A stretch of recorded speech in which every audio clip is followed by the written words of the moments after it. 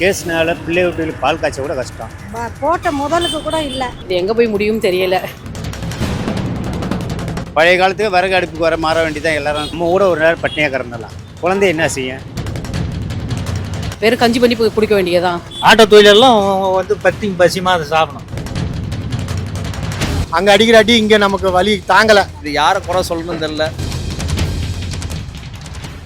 சமையல் எரிவாயு சிலிண்டர் தட்டுப்பாடு காரணமா சாதாரண மக்கள்ல இருந்து ஓட்டல் நடத்துறவங்க வரைக்கும் எல்லாருமே ரொம்பவே பாதிக்கப்பட்டு இருக்காங்க. இந்த சிலிண்டர் தட்டுப்பாட்டால விலை உயர்வு ஏற்படுது, இல்லை சிலிண்டரே இல்லாம ரொம்ப கஷ்டப்படுறோம் அப்படின்னு நிறைய மக்கள் பாதிக்கப்பட்டிருக்காங்க. நிறைய கடைகள் இன்னைக்கே மூடப்பட்டிருக்கு.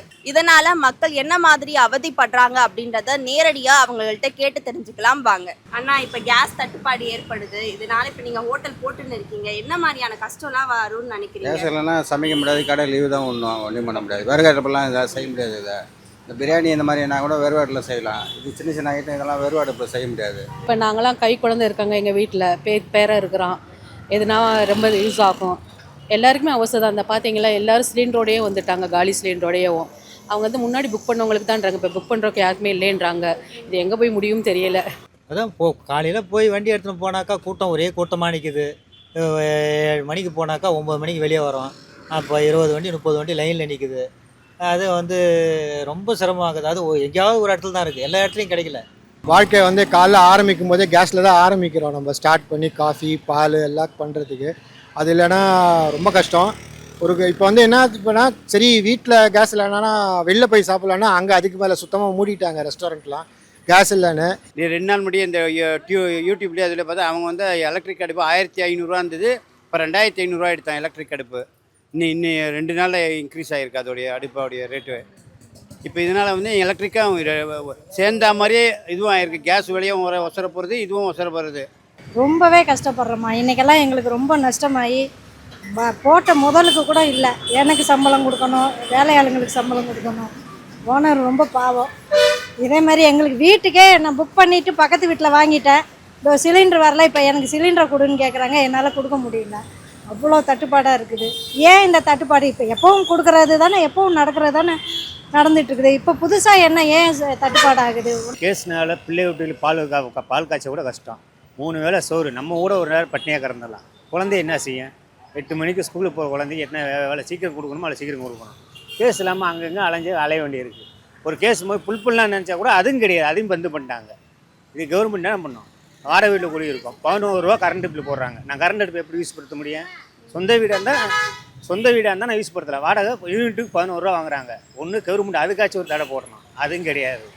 எதுவுமே கவர்மெண்ட்டை சுத்தமாக நல்லா இல்லை. வேறு என்ன பண்ணணும்? வேலைக்கு தான் போகணும். வேலைக்கு கூட போக முடியாது. அங்கே வேலைக்கு போனாலும் அந்த இடத்துல கேஸ் இல்லைன்னா தான் வேலைக்கு. ஹோட்டல்லாம் கேஸ் இருந்தால் தானே, அங்கேயும் போக முடியாது வேலைக்கு. ரொம்ப கஷ்டம் தான், பிழைக்கிறது கஷ்டம் தான் கேஸ் இல்லைன்னா. பழைய காலத்துக்கு விறகு அடுப்புக்கு வர மாற வேண்டியதான் எல்லாரும். கொஞ்சம் நாளுக்கு நாள் அது ஃப்ளாட்டில் இருக்கிறவங்களும் முடியாது, கஷ்டம். இந்த எலக்ட்ரிக் அடுப்பும் சில பேர் வெறுத்துருவாங்க. இந்த பணக்காரங்களாம் எலக்ட்ரிக் அடுப்பு, ஏழைகள்லாம் என்ன பண்ணுவாங்க, இதில் கஷ்டப்படுவாங்க. அதுக்கெல்லாம் ஒரு தீர்வு காரணம். விறகு அடுப்பு நம்ம சமைக்கலாம் மேடம், ஹவுஸ் ஓனர் ஒத்துக்கிறோம்ல. புகை மூட்டம் போடாதீங்கன்றாங்க, வீட்டுக்குள்ளே டைல்ஸ் போட்டுருக்கு அப்படின்ட்டு. கேஸ் இருந்தால் பண்ணுங்க, இல்லாட்டி காலி பண்ணுங்கன்றாங்க. காலி பண்ணி குடும்பத்தோடு எங்கே தங்குறது?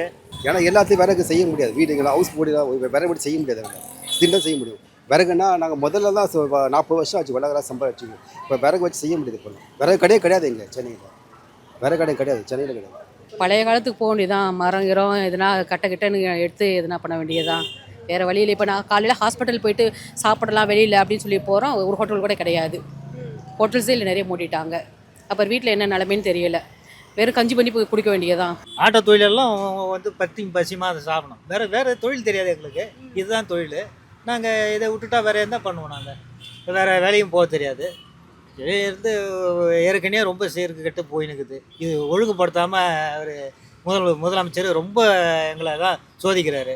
எல்லாத்துக்கும் கவனிக்கிறாரு, எங்களை பார்க்க மாட்டுறாரு. இதுக்கு ஏதாவது ஒரு ஏற்பாடு பண்ணுவார்ப்பா, மாற்று வழி பண்ணுவார்னா பண்ண மாட்டுறாரு. அந்த அடுப்பு எலக்ட்ரிக் அடுப்புன்றாங்க. எலக்ட்ரிக் அடுப்பு வாங்க போனால் அதுக்கு ஒரு பாத்திரம் வாங்கணும். இப்போ நம்ம வீட்டில் இருக்கிறதே யூஸ் பண்ண முடியாது, அதுக்கு ஒரு பேஸ் ஒன்று சொல்கிறாங்க. அதனால் இது ஒரு சாதாரண ஒரு மனிதனை கசக்கி புழியிறது தான் இந்த வார். யாரோ அடிச்சுக்கிறாங்க. ஆனால் எங்கேயோ அப்படின்னலாம் சொல்லுவாங்க, அங்கே அடித்தா இங்கே வலிக்குமான்னு சொல்லிட்டு. அங்கே அடித்தா இங்கே தான் வலிக்குது, இங்கே அடித்தா இங்கேயே வலிக்கல எங்களுக்கு. அங்கே அடிக்கிற அடி இங்கே நமக்கு வலி தாங்கலை. எவ்வளோ பேர் நிற்கிறோம் பாருங்கள். இந்த இதை வந்து என்ன சொல்கிறதே தெரியல. ஆனால் இது கஷ்டம் சீக்கிரம் தீர்ந்துதுன்னா நல்லாயிருக்கும். இல்லைன்னா இன்னும் இதை போல் போராட்டங்களை சந்திக்க வேண்டிதான். ஹோட்டலெல்லாம் இனிமேல் ஹோட்டலே இல்லை, டீ கடையே இப்போ இனிமேல் ஃப்ளாஸ்கில் போட்டு தான் விற்க போகிறான் அவன். இந்த ரெடிமேட் இதெல்லாம் இல்லை, அவனுக்கு அடுப்பில் போட்டு கொடுக்குற மாதிரிலாம் ரெடிமேட் இந்த மாதிரி போட்டு விற்க போகிறான், அவ்வளோதான். ஹோட்டலில் எல்லாம் ஃப்ரைட் ரைஸு இந்த மாதிரி தான் பண்ண போகிறோம், தோசை கீசெல்லாம் போட போகிறது இல்லை. அவன் எப்போ என்ன பாதி ஹோட்டல் மூட தான் போகிறான். போர் வந்துச்சுன்னு தெரியும், சிலிண்டர் காலியாக போகுதுன்னு தெரியும், மக்களுக்கு என்ன வேணும் அப்படிங்கிறது வந்து கவர்மெண்ட் இன்னும் கொஞ்சம் முன்னாடியே முடிவு எடுத்து இதெல்லாம் பண்ணியிருந்தால் நல்லா இருந்திருக்கும்.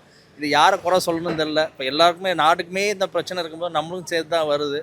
சில நேரம் அனுப்பிச்சு தான் போக வேண்டிய சூழ்நிலைகள் நம்ம தள்ளப்படுறோம். இப்போ எவ்வளோ நேரம் ஆக போகுதுன்னு தெரியல, போய் தான் பார்க்க போகிறேன். இனி வந்தாருன்னா மக்கள் சுத்தமாக பூரா பாலைவனம் மாதிரி கிடக்கும் மக்கள். இனி அடுத்த ஆட்சிக்கு ஒரு வந்தாருனாக்கா கண்டிப்பான முறையில் தமிழ்நாடு பாலைவனம் மாதிரி மாறும். நான் காலையிலேருந்து கேஸ் ஆஃபீஸ் முன்னாடி அவ்வளோ கூட்டம், நிறைய கடைகள் இன்றைக்கே மூடிட்டாங்க.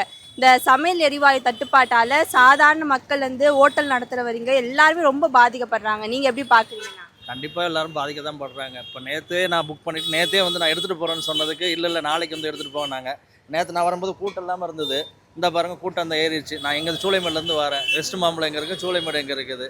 இங்கே வீட்டுக்கு 4 வீட்டு தள்ளியே கேஸ் சிலிண்டர் இருக்குது. நான் முன்னாடியே இங்கே புக் பண்ணிருந்தால நான் வந்து இங்கே மாற்றாமல் வச்சுட்டு இருக்கிறேன். நான் ரொம்ப கஷ்டமாக இருக்குது. இன்றைக்கி நாளைக்கு இன்னும் நான் வந்து 2 மணி நேரம் ஆச்சு. ஆர்டர் கொடுத்து 1 வாரத்துக்கு மேலே ஆச்சு, இன்னும் வரல எங்களுக்கு. இப்போ காலையில் அது கேட்டதுக்கு வெயிட் பண்ணுங்கங்கிறாங்க. காலையிலேருந்து வெயிட் பண்ணிட்டு தான் இருக்குது, இன்னும் கேஸ் வரல. அது 50 சிலிண்டர் தான் வருதான் இப்போது. அதுக்கப்புறம் என்னன்னு தெரியலங்கிறாங்க. சாப்பாடு செய்கிறதுக்கு ரொம்ப சிரமமாக ஆகுது. கேஸுக்கு போய் அழைச்சிட்டு அது வேறு போய் அழைச்சிட்டு வரேன். சிலிண்டர் எடுத்து போனால் கிடையாது, உங்களுக்கு 25 நாள் ஆகும் புக் பண்ணால். அப்போ வராது. இப்போ தானே பண்ணீங்க நீங்கள்? நேற்று பண்ணேன், நேற்றுக்கு தான் பண்ணேன். இன்னும் 20 நாள் ஆகும், 25 நாள் ஆகும் அப்படின்றாங்க. இது அதுக்குள்ளேயே வந்தால் எப்படி கொடுக்க முடியும்? காலியம் இது எல்லாம் கொடுத்து மீதி இருந்தால் கொடுக்குறேன், நீ வா, நீ ஆட்டோ தொழிலாளர்கிறான்னு அவர் ஏற்கனவே நான் போய் வாங்கியிருக்கேன் அவர்கிட்ட. அதனால் அவர் சொல்லி அனுப்பிச்சார், ஒரு வாரம் கழிச்சு வா, நான் எடுத்துனா தரேன் அப்படின்னாரு. இந்த அங்கே ஆட்டோ ஸ்டாண்ட் இருக்குது, கேஸ் இல்லாமல் ஆட்டோ ஸ்டாண்டே ஆட்டோ வரே கிடையாது. 10 ஆட்டோ, அவங்க 10 குடும்பம் எங்கே பிழைக்கும்? திறமை எல்லாம் வயசானவங்க தான், முடியாதவங்க தான் ஆட்டோ ஓட்டுவாங்க. அவங்க குடும்பம் எங்கே பிழைக்கும்? அதுக்கு வழி தான். ரேஷன் அரிசி கொடுப்பாங்க, அதை வாங்கி சாப்பிட்ணுன்னா வெறும் அரிசியை திங்க முடியுமா? வெறும் ஆயில குடிக்க முடியுமா? அதை ஆக்கிறதுக்காக கேஸ் வேணுமில்ல. இந்த கவர்மெண்ட் என்ன பண்ணணும்? அவருக்கு மட்டும் வச்சுக்குவார் எல்லாமே, மக்களுக்கு எதுவுமே அவர் நல்லது செய்யலை. இது வந்து இந்த தட்டுப்பாடு வந்து நம்ம கவர்மெண்ட்டையும் சொல்ல முடியாது, யாரையும் சொல்ல முடியாதுன்னு நினைக்கிறேன். ஏன்னா ஒரு இடத்துல அது யாரும் இதை வந்து ப்ரிகாஷனாக வாங்கி வைக்க முடியாது. வீட்டில் தீர்ந்தால் தான் அடுத்த சிலிண்டர் கிடைக்கும். இதை வந்து எப்படி வந்து இதை வந்து சொல்லணும்னு தெரியல. ஆனால் கஷ்டன்றது வந்து அவங்க யார்கிட்ட கேஸ் இருக்கோ அவங்க கஷ்டப்பட போகிறது இல்லை, இல்லாதவங்க தான் இந்த மாதிரி ரோட்டில் வந்து நிற்போம் நாங்கள். இது வந்து இதுக்கு உடனடி தீர்வுன்னு எனக்கு தெரிஞ்சு என்ன பண்ணுவாங்கன்னு புரியல. ஏன்னா அவ்வளோ ஒரே நாளைக்கு அவங்கக்கிட்ட கேட்டால் 3000 புக்கிங்ஸ் வந்திருக்கு, எல்லாத்தையும் ஸ்டாப் பண்ணியிருக்கோம். நாங்களாம் வந்து 3ஆம் தேதி வர வேண்டியது, இவருக்கு பில்லு ஜென்ரேட் ஆகிடுச்சு. 3ஆம் தேதி வரல. சரி, இன்னும் வந்து கேட்டதுக்கு முடிஞ்சால் வந்து சிலிண்டர் எடுத்துகிட்டு போயிடுங்க, இல்லைனா உங்களுக்கு வந்து சிலிண்டர் இருக்காது அப்படின்றாங்க. ஸோ அதனால் என்ன பண்ணுறோம், நாங்கள்லாம் வந்து சிலிண்டரையும் வச்சுக்கிட்டு நின்றுக்கிட்டு இருக்கோம். லோடு வந்தோன்னா தரேன்றாங்க. அது ஒரு பெரிய இங்கே டிராஃபிக் ஜாம் கேஸ் நடக்குது. இது என்ன சொல்கிறது, எப்படி தீர்வு வரும்ன்றது வந்து இன்னும் போக போக நாட்கள் எப்படி இருக்குன்னு யாரும் எதுவும் சொல்ல முடியாதுங்க. இவங்க வந்து விலைவாசியை கூட்டிருக்கான்னு இந்த மாதிரி பிளாக் பண்ணுறாங்க. மேற்கு தட்டுப்பாட்டு இருக்குல்ல, இதுக்கு சம்பந்தம் கிடையாது. இவங்க விலைவாசியை இப்போ லாக் பண்ணியிருக்காங்களே, கண்டிப்பான முறையில் சிலிண்டருக்கு 200 ஏற்றுவாங்க, பெட்ரோலுக்கு 15 ரூபா ஏற்றுவாங்க. இது நடக்கலாட்டே நான் கேளுங்க. ரொம்பவே கஷ்டமா, சொல்ல முடியாது, அந்த அளவுக்கு இருக்குது. எனக்கு கவர்மெண்ட்டு தான் இதுக்கு ஒரு முடிவு பண்ணணும், இல்லைன்னா ஜனங்க ரொம்ப சீரழிஞ்சு போயிடுவாங்க. மெயின் சாப்பாடு தான், அதுக்கே தட்டுப்பாடு வந்தால் என்ன பண்ண முடியும்? ஒன்றுமே பண்ண முடியாது. ரொம்பவே கஷ்டம். கவர்மெண்ட்டுக்கிட்ட நீங்கள் தான் சொல்லணும். ஆமாம், நிறைய வந்து பசங்கள்லாம் இங்கே வெளியூர்லேருந்து வந்து தங்கி படிக்கிறாங்க. நானே இப்போ கண்கூடாக பார்த்தேன், வெளியில் போனேன், நிறைய ஹோட்டல்ஸ் மூடி தான் இருக்குது. அவங்களுக்குலாம் அவஸ்தை தான், பாவம், அவங்களாம் ரொம்ப கஷ்டப்படுவாங்க. இந்த கேஸு ஏதோ 6 சிலிண்டர் வருது, 9 சிலிண்டர் வருதுன்னாங்க. இருக்கிறதுக்கே இப்போ தட்டுப்பாடு ஆகிட்டு ரொம்ப சிரமமாக இருக்குது. ரொம்ப கஷ்டமாக தான் இருக்குது எனக்கு. நான் வேலையை விட்டு ஓடி வந்துக்கிறேன். காலைல 10 மணிக்கு போகிறவங்க இங்கே காலையில் வெயிட் பண்ணிக்கிறேன். இன்னும் எனக்கு சிலிண்டர் வரல, இன்னும் வரல, எனக்கு வேலையை விட்டு ஓடி வந்துக்கிறேன். ஹோட்டலும் மூடிட்டாங்க. ஹோட்டலில் அவங்க சொல்கிற ரேட்டு தான். ரெண்டாவது ஹோட்டல் சரியாக டைத்துக்கு இல்லை, ஒன்றும் கிடையாது. அவங்க இப்போ ரேட்டை விட எக்ஸ்ட்ரா கேட்குறாங்க, ஆனால் நம்ம கேட்குற ஐட்டம்ஸ் எல்லாம் கிடையாது. அப்படி இருக்கும்போது என்ன இது தமிழ்நாடா இல்லை என்ன நாடுன்னு எங்கே எதை நோக்கி போக போகுது நாடுன்னு தெரியல. இதுக்கு என்ன முடிவு, யார் தான் முடிவு எடுக்க போகிறது? ஸோ இப்போ என்ன தேவை, இன்னைக்கு இந்த கேஸ் சிலிண்டர் எல்லா மக்களும் கிடைக்கிறதுக்கு என்ன தேவை, அதை மட்டும் நம்ம எடுத்துக்கலாம். நீங்கள் சொன்ன மாதிரி இண்டக்ஷன் போனால் இன்றைக்கி கரண்ட் பில் எங்கேயே எகிடுது. வாடகை வீட்டில் இருக்கவங்களுக்கு வந்து இன்னும் அன்அஃபிஷியலாகவே தெரியும் 7 ரூபா 8 ரூபா ஒரு யூனிட் கொடுத்துட்ருக்காங்க. வீட்டு ஓனர் தான் அந்த 50 யூனிட் ஒரு மாதத்துக்கு என்ஜாய் பண்ணுறாங்க. நிறைய பேர் அது கொடுக்குறதே இல்லை. கேட்டால் 3 மீட்டர் 4 மீட்டர் வச்சுருக்காங்க. அவங்க நான் காசு கொடுத்து வச்சுருக்கேன், மோட்டருக்கு தனியாக மீட்டர் வச்சுருக்கிறேன் அப்படி இப்படின்னு நம்மகிட்ட தான் காசு வாங்குறாங்க. ஸோ இது இன்றைக்கி உள்ள பிரச்சனை என்ன, இதை எப்படி நம்ம சாஃப்ட் லிஸ்ட் பண்ணணும், அதை தான் மக்கள்கிட்ட வந்து நம்ம இப்போ இது பண்ணோம். இந்த கரண்ட் அடுப்புலாம் கூட வச்சுக்கலாம்னா அது கரண்ட் பில்லு எக்ஸ்ட்ரா. ஒரு யூனிட்டுக்கு 9 ரூபா வாங்குறாங்கம்மா வாடகை வீட்டுக்கு. நாங்கள் வாடகை கொடுக்கவும் முடியாமல் கரண்ட் பில்லு வாடகையை விட டபுளாக வருது. ஒன்றுமே பண்ண முடியல. இதில் எங்கேருந்து கரண்ட் அடுப்பு வச்சு சமையல் பண்ணுறது? எல்லாமே வெளியாருது.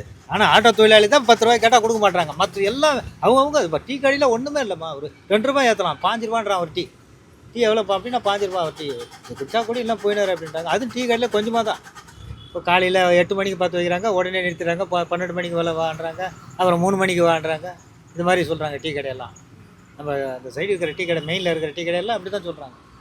இது கேஸ் இல்லை, 5 ரூபா டீ கேஸ் அப்படி சொல்லிடுறான். டீ 5 ரூபாங்க போடுவா அப்படின்னு கேட்குறான். புக் பண்ணி உங்களுக்கு மட்டும் தான், மற்றவங்களுக்குலாம் புக்கிங் எடுக்கிறது இல்லை. 2ஆம் தேதிக்கு அப்புறம் தான் புக்கிங் இருக்காங்க. எல்லாம் இனிமேல் புக்கிங்லாம் வருது 2ஆம் தேதிக்கு அப்புறம் தான். ரொம்ப கஷ்டப்படுறேன். நிறைய ஹோட்டல் போயிட்டாங்க, நிறைய ஹோட்டல் பக்கத்தில் கட்டணம் போயிட்டாங்க. பார்த்து தான் மக்கள் ரொம்ப பாதிக்கப்படுறாங்க இந்த சாப்பாடு விஷயத்தில். எவ்வளோ பேர் பாதிக்கப்படுறாங்க. கோயிலில் போகிற அன்னதானத்தை நம்பி ஒரு 1000 பேர் போய் சாப்பிட்றாங்க. இந்த தெருவில் ஒரு கோயிலில் அந்த 1000 பேருக்கு அன்னதானம் நின்று போச்சு. அவங்களாம் குடும்பம் இல்லாமல் குட்டியும் இல்லாமல் ரோட்டில் படுத்துட்டு சாப்பிட்றவங்க. அப்போ அவங்க அந்த 1000 பேர் பொழப்பு என்ன ஆகுது? பசி. ஒரு வேளை 2 நாள் பட்டினியாக கிடக்குது, 3ஆம் நாள் சாக வேண்டியது. அதுக்கு தான் இந்த கவர்மெண்ட் வழி பண்ணுது. பெங்களூரில் நேரத்தையே கடையை க்ளோஸ் பண்ணிட்டாங்க. பெங்களூர் எல்லா கடையுமே சங்கமே இது பண்ணிட்டாங்க. சென்னையில் இன்னும் என்ன சொல்லியிருக்காங்க, நாங்கள் டைமிங்கை ரெடியூஸ் பண்ணுறோன்னு இருக்காங்க. நம்மளுக்கு இப்போ இவங்க என்ன பண்ண போகிறாங்க இதெல்லாம் எவ்வளோ கையிருப்பு இருக்குன்னு நேற்று கவர்மெண்ட்டை சொல்லணும்னு சொல்லியிருக்கிறாங்க. ஆனால் சொல்லியிருக்காங்களா இல்லைன்னு இது வரைக்கும் எனக்கு நான் நியூஸ் பார்க்கல. மேபி சொல்லியிருந்தாங்கன்னா ஏன் இப்போ ஆர்டிஃபிஷியலாக இது வந்து ஒரு பயம் உண்டாயிருச்சு. எனக்கு தெரிஞ்சு சஃபிஷியண்ட்டாக இருக்கும். ஆனால் மக்களுக்கு வந்து இன்னும் பீதி கிளம்பிருச்சு. அடுத்த ஒரு 15 நாள் கழிச்சு சிலிண்டர் இல்லாமல் போயிருமோ, இப்போ எனக்கு இல்லாமல் போயிருமோ அப்படின்னு ஒரு பயத்தில் தான் எல்லாருமே வரும். இன்க்ளூடிங் என்னையும் சேர்த்து தான் சொல்கிறேன். நானும் இவ்வளோ பேசுகிறேன்னா நானும் அது பயந்து தான் வரேன். ஏன்னா நான் சிலிண்டர் எடுத்து 25 நாள் ஆச்சு. இப்போ எனக்கு எப்போமாவது நின்று அடுத்த சிலிண்டர் புக் பண்ணும்போது எனக்கு கிடைக்காம போச்சுன்னா அடுத்து நான் ஹோட்டலும் இல்லாமல் வீட்லேயும் சாப்பிட முடியாமல் போனால் பிரச்சனையாயிரும். அதுக்கு தான் நாங்கள் வந்து எல்லாரும் பயந்தோம். நீங்கள் மக்கள் நீங்கள் குறையே சொல்ல முடியாது. எல்லாரும் பயத்தில் தான் இருக்கும். இந்த பயத்தை போக்க வேண்டியதோட கடமை வந்து அரசுக்கும் ஏஜென்சிக்கு தான் இருக்குது. தள்ளு வண்டியே ரொம்ப சிரமம். இன்னைக்கு வர ஒரு 5000 ரூபா வருமானம்னா அதில் 2000 ரூபா தான் வருமானம்னா 3000 ரூபா வருமானத்துக்கு எங்கே போவோம்? எல்லாருக்கும் சம்பளம் கொடுக்கணும், எல்லாருக்கும் நின்று போகுது, வேலைக்கு வரமாட்டாங்க. விறகடுப்பு வாங்கி வச்சு பண்ணலான்னா இங்கே அந்த மாதிரி பண்ணவும் முடியாது. ரொம்பவே சிரமம். வாழ்வாதாரம் ரொம்ப சீர்கெட்டு போயிடுச்சு. எங்களுக்கு சாப்பாட்டுக்கு என்ன பண்ணுறதுன்றது தெரியாது. அடுத்த சூழ்நிலை என்னன்றதே தெரியாமல் இருக்குது.